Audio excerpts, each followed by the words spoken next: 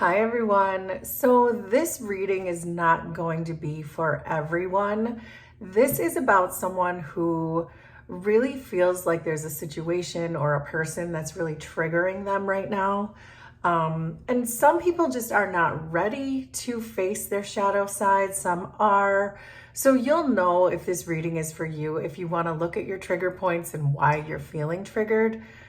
Triggers are really important because they really let us know where our wounds are and what needs to be looked at and what parts of our shadow side really need to be addressed.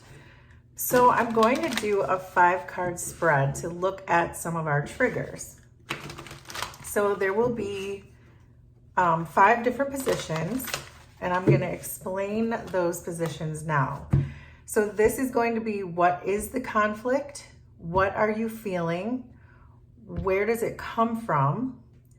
What can you release? And what can you learn? So we're just going to lay a card into each of those 5 positions, and we'll start looking at some of these trigger points for us.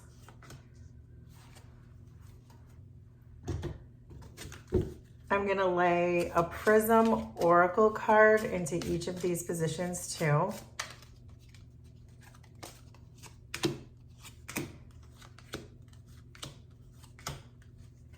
And then finally, I'll put an archetype card in each of these positions, and then we can really get into this reading and our triggers and what maybe we can do about them, or how we can address them, how we can resolve them, how we can integrate our shadow side to reduce the triggering, and what can we learn. So in this first position, this is what is the conflict. So this is the very thing that is triggering you. And let's see what that is. So there's the Fool, Intuition, and the Riddle. So far, this feels pretty obvious to me, that it feels like whenever you are called to do something new, or perhaps something kind of unconventional, maybe using your intuition, these aha moments that come from the riddle and intuition, it feels like it's taking the risk that may be triggering you, that there may be some emotional releases that still need to happen as far as allowing yourself to try new things. So for example, some people don't like to try new things or put themselves in situations where they think that they might fail. So if this sounds like you, this is probably your reading, because it feels like the conflict is, you know what to do. Your intuition is telling you what to do. You have aha moments, but it's taking that risk. It's taking that jump. It's taking that leap that you really maybe still feel like you're holding yourself back. So I can already tell that there is a need here for you to release some emotional patterns. There's something here about purifying the energy and really allowing your intuition to come in and tell you that it's safe to do that thing. This could be anything. It could be trying a new hobby. It could be getting into a relationship. It's just about taking that initiative, taking that first step. It's about taking a risk. So this feels like I'm talking to someone who likes to keep themselves small and doesn't particularly like to take risks in situations. So what are you feeling? What is it that this is making you feel? So there's the Four of Swords, Rejection, and the Dead End. So I think that this all makes perfect sense, because if you do have a fear of rejection, you could be holding yourself small from taking risks with new people. So for example, if you've been in relationships before where you felt rejected, it feels like you are not taking risks with new people because of that fear of rejection. It's giving me a sense that that is the risk. Like, you feel triggered whenever you feel like, oh, there's a new person that you might be interested in, but you stop yourself from taking the risk and you get anxious and perhaps even avoidant with the Four of Swords, that you just decide with the Dead End that I just have to accept that nobody's ever going to want me. No one is ever going to have me. I'm going to continue to be rejected for the entirety of my life. But this is really giving this feeling of focusing on the blessings in your life. Sometimes this Four of Swords energy can be a card of deep meditation. I already know that you're a very intuitive person because intuition showed up, and the riddle. And those are both very insightful types of energies, and you're showing up as such. So I know that you're a really intuitive person, and I feel that a deep dive into a meditation or even just being by yourself, just to listen to the thoughts and the patterns that go through your head, that it's not a lost cause, but you feel like you are a lost cause with the dead end and rejection, and that you kind of feel like no one's ever going to want you. And so that's triggering you to get upset when perhaps you want to take a risk on someone or you want to start something with someone. So that so far should let you know for sure if this is your reading or not. So let's keep going. So let's see, where does this even come from? Where do you get these feelings of rejection? Where did those even begin? So we have the 10 of Swords, Abundance, and the Nectar. So I think that there has been a person or people in your past who have really betrayed you. With Abundance and the Nectar, this feels like love bombers. It feels like someone who came in really hot, making a lot of promises, maybe even like a future faker type of person. And the Nectar really made you feel seduced, or made you feel really comfortable, or made you feel really loved, or they provided you with an abundance of something, only to turn around and stab you in the back with that 10 of Swords. So I get the impression that this is all fear-based, and there's a need here to remind you, especially with intuition and the riddle, that your intuition is really trying to tell you that you're safe and you're protected from betrayals, but it requires you to get out there and get back on the horse, so to speak, get back in the dating pool, whatever this is for you.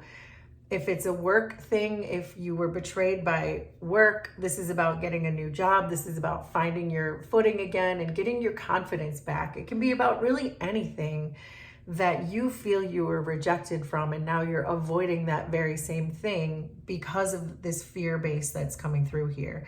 Even though your intuition is telling you to take a risk, that is the trigger point. Once your intuition says it's time, take a risk, that's when you get triggered and you say, no way, I'm out of here, and you shut down. So this position is, what can you release? So we have the 6 of Wands, Death, and the Eternal Child.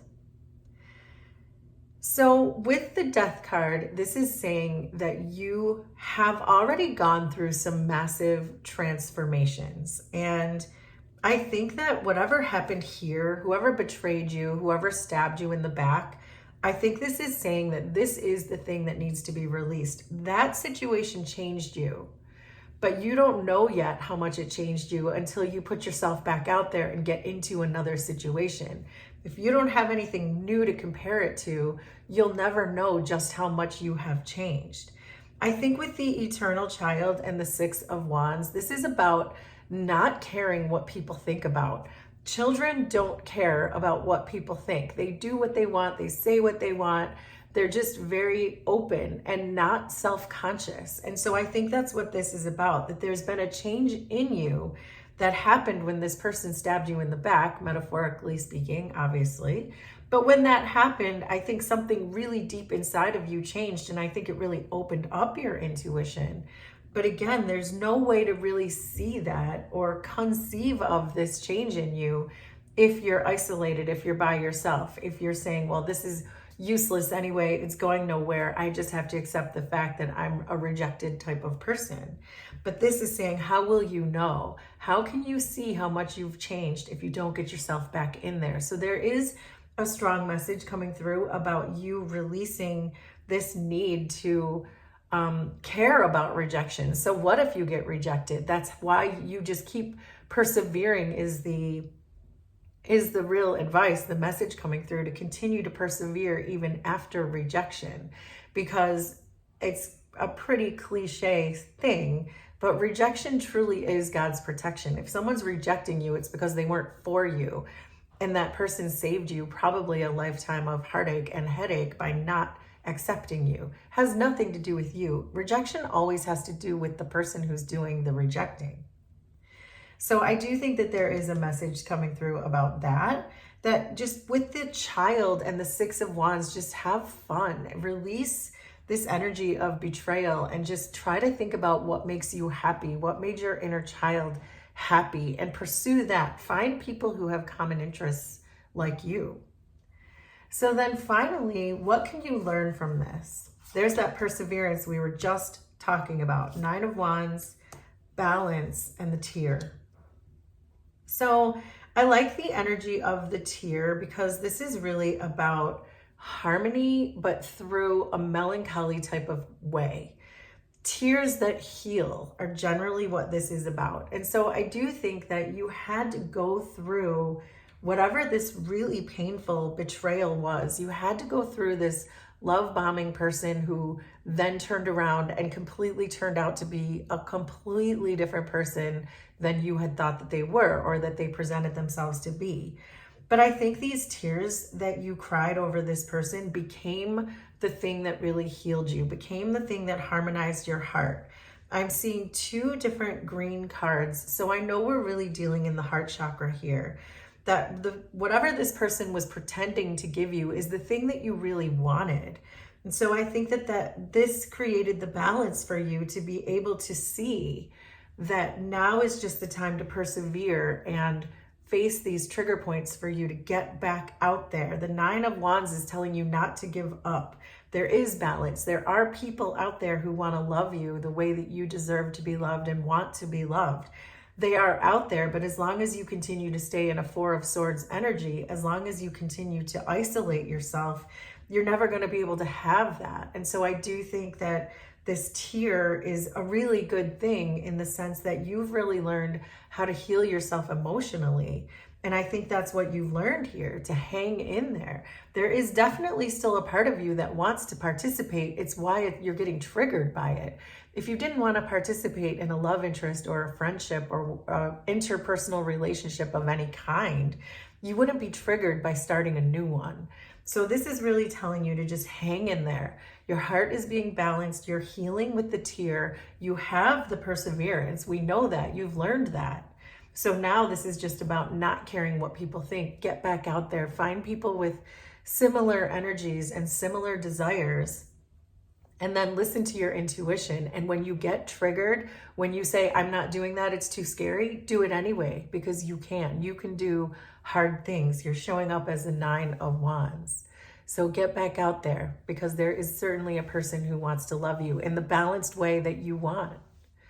So there you go. That is your reading for Are You Feeling Triggered? Please let me know how this was resonant for you. Consider subscribing to the channel if you like my vibe, and we will do this again sometime. Thanks, everybody. Bye.